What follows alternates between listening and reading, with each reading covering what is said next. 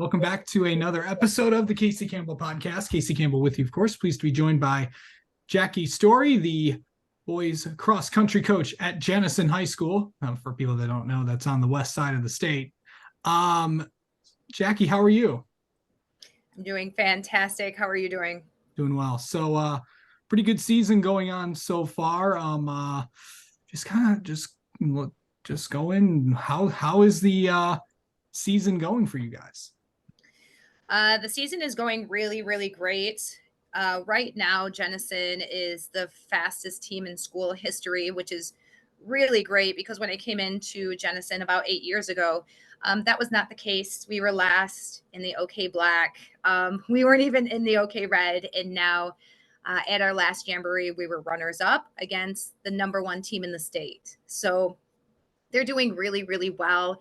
My number one runner, he has broken the record twice already, and my number two runner is very, very close. He's 7 seconds off the school record that began this year.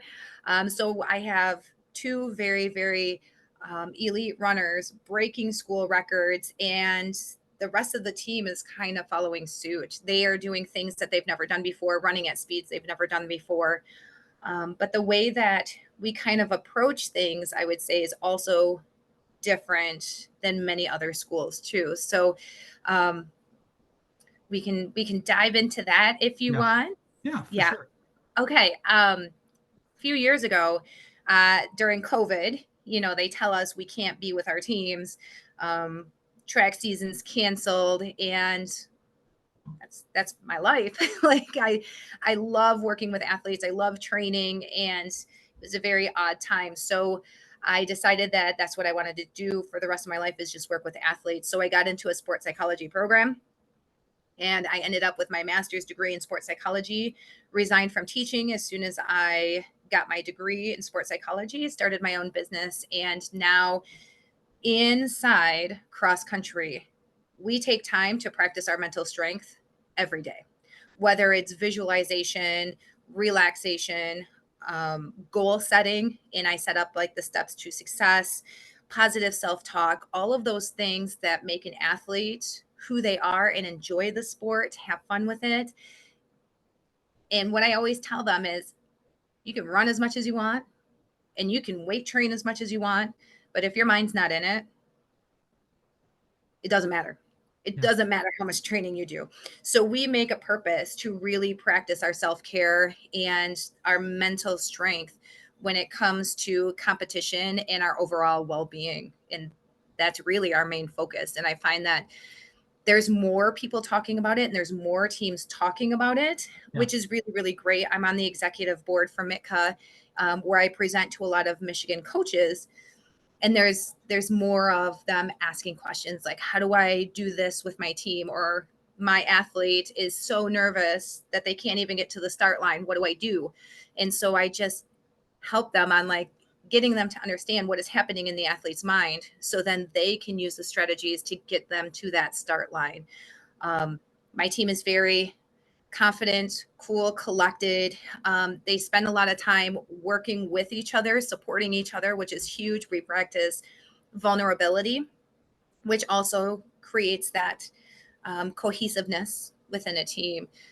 So the boys have just done a tremendous job. They trust the process, they trust me and the things that I'm teaching them, which I think will not only make a difference within cross country, but also make a difference for the rest of their lives. absolutely. All right, let's talk about some of the runners that you have, and really just the ones that are really, and you have a couple that are doing some pretty big stuff. Absolutely. All right, just go ahead and mention them. Okay. So I have Seth Connor. He is a junior. He first came into cross country his freshman year, dual sporting. So he was doing cross country and soccer, both of which was his passion. He didn't know which direction to go. But the way that I structure my team and that cohesiveness, he was like, okay, I see what you're doing, and I want to be all in with cross country and track and field. I was like, all right. So this is really his second full year running cross country, and his PR currently is a 15:27, which he crosses the line. And I know that he still hasn't given his all. He was like, okay, what else can I be working on to make sure I feel that exhaustion that a lot of other people feel in my race? So he's still learning how to compete and how to race at the level that he's at right now. At the beginning of the season, I didn't let him race. And so what he would do is he would sacrifice his own race to pull his other teammates alongside him. So I'll be talking about Mason Lucas. He did that at the Rustbuster Invitational, where the number 3 and 4 people Seth ran with pulled them to the first mile, and then Seth took off, went and found Mason Lucas, and then totally took off and brought Mason into the 15s. You know, like, this kid is not only talented in what he does, but he is a natural born leader. He wants to see the benefits for his team, and he just brings that positivity each and every day, whether it's a tough workout, it's a fun workout, or it's going to be like a tough competition like tomorrow is going to be with the amount of heat. He is always in a positive frame of mind. And just a side note too, we're at the state finals for track and field, and Seth Connor, my runner, he's a sophomore. It is about 97 degrees on the track for the state finals, and he's ranked 16th. Takes top 8 to be all state. So what did we do? We approached his racing strategy with visualization. I didn't let him warm up the way we normally do just because it was so hot. I didn't want him to exert his body. He gets on that start line, and not only does he get 6th overall, all state, he gets on podium, he breaks the school record in a 97-degree day. So I'm really excited to see what Seth Connor is going to do, see where cross country is going to take him. And yeah, I don't even think he's at his full potential yet. So that's pretty exciting. So go ahead. Yeah. Okay.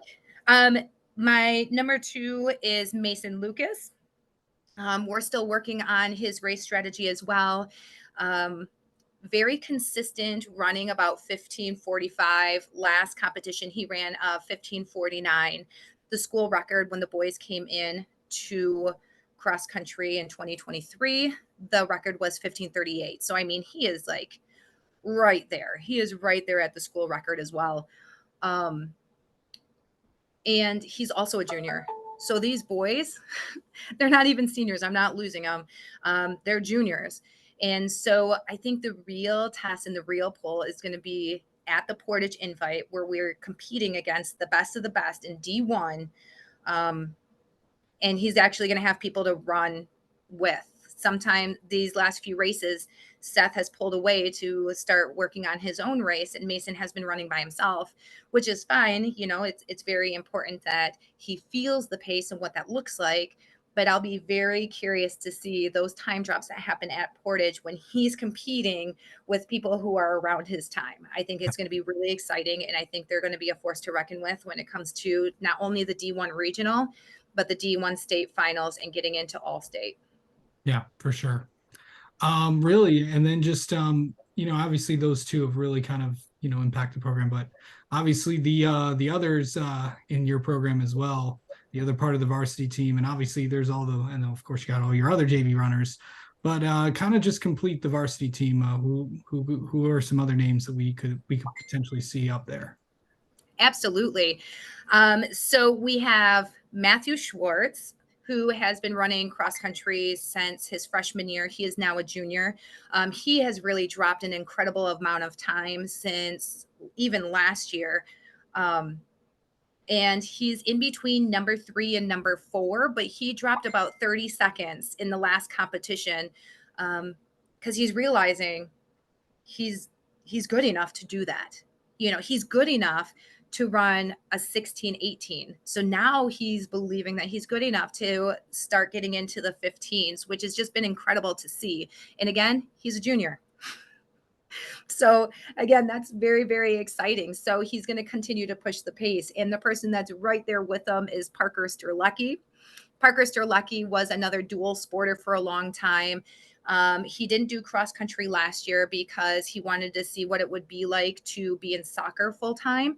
So I let him go, and I was like, if it's meant to be, he'll come back to me. And he had such a tremendous track and field season that he was like, I see my future is here in running. And so let's see what I can do when I focus on running. So this year he decided to not do soccer, which I'm very grateful for.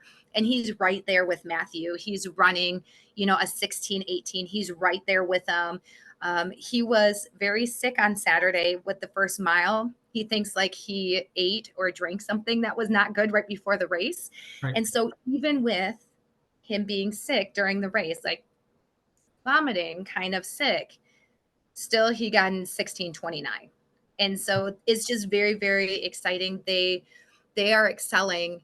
And the beautiful part about it is they're believing in what they can do. They're believing that they're good enough.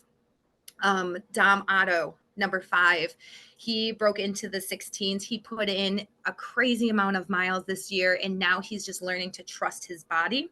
Another junior, 16:49 is his best time of all time, and I do believe that there's more in the tank. He just had a little injury at the beginning of the season, and so he's just learning where those boundaries are and to push himself, and he is definitely not where he could be because he has to relearn what trust is between the race and what his physical body can do. So right now, the times that he's putting up on athletic.net in these courses are really his comfort zone.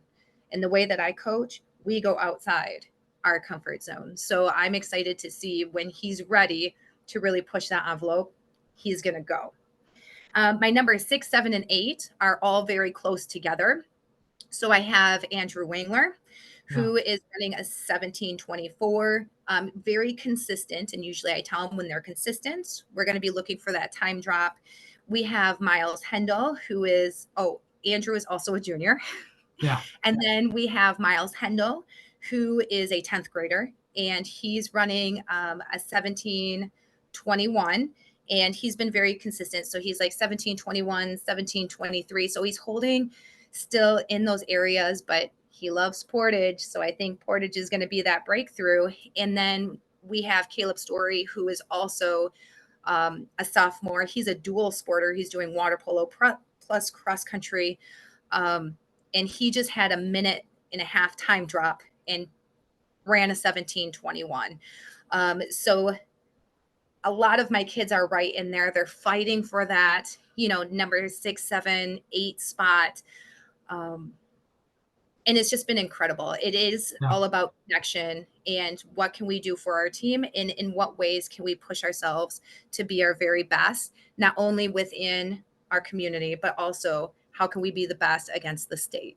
Yeah. And of course, there's no better test to do that than Portage coming up, as you said. Yeah, I mean, I've been in cross country for a while. Portage is the big one. Teams from all across the state of Michigan are going to be there. And this is really, I think, for a lot of teams, this is going to be the big test before we get to conferences, before we get to regionals, and then before we go to MIS, about who's going to really, kind of be contending for the state title, and and then possibly who could be contending for number 1 overall. So what do you really want to see out of this group heading into this big race? We've never taken Portage seriously. It wasn't until 2 years ago where the Jension boys started medaling. I didn't even know they handed out medals. So we've never really pushed Portage before. So this year we're pushing it. And the frame of mind that we're going in is we're going to see where we stack up with the best in the state. The temperature is going to be low. I always tell them we eat hills for breakfast. There's plenty of hills there. And it's really a competition of the best of the best. If they want to see where they line up and see, is Michigan Speed Rankings correct? Is athletic.net correct? You either prove them right or you prove them wrong. So at the end of the day, what do they want out of this? And we're going to make a push to be one of the best in the state. All right. Well, Jacci, thank you so much for taking some time to talk with us, and best of luck the rest of the season. We will definitely have you on again sometime. Okay, sounds good. Thank you so much.